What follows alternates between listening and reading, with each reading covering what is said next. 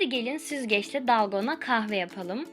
Düz bir zemine istediğimiz miktarda kahve, şeker ve suyu alarak süzgeçle çırpmaya başlıyoruz.